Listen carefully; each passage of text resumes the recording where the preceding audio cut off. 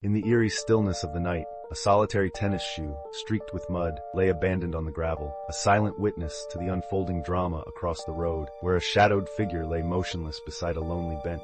The shoe sat in mute testimony opposite the bench, where another dark figure lay in unsettling stillness.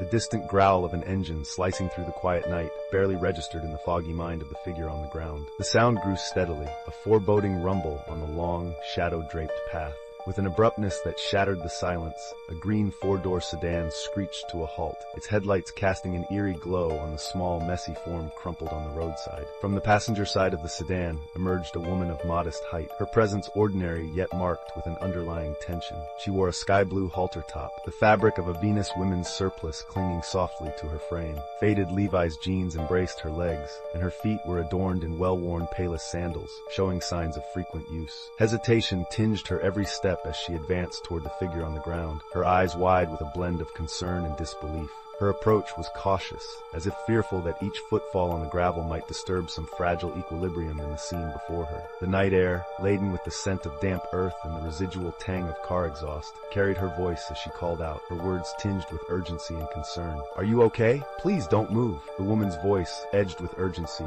cut through the night as she approached the figure on the ground. Glancing over her shoulder, she called back to the sedan. "Call 911. There's someone hurt here." The figure on the ground, her voice a slow, groggy murmur, fixated on something seemingly trivial. My shoe, I can't find it," she mumbled, her words slurred as she scanned her surroundings with effort. Her mind was submerged in a turbulent sea of confusion, waves of disorientation crashing against her consciousness. She managed to spot her missing shoe a short distance away, her gaze cutting through the haze that clouded her vision. A sharp contrast enveloped her. Her head felt like it was being tossed in a storm of scalding water, while her body lay numb, as if cast upon a frigid slab of ice. Her left leg was an anomaly in this dichotomy, throbbing with a peculiar warmth amidst the cold. The woman, Tiffany, knelt beside her, her voice soft but laced with underlying worry. "My name is Tiffany. I've called for help," she reassured gently, even as a lump formed in her throat, her own panic clawing at the edges of her calm demeanor. "Please, can you tell me your name? Forget the shoe for now. Just try to stay still and calm.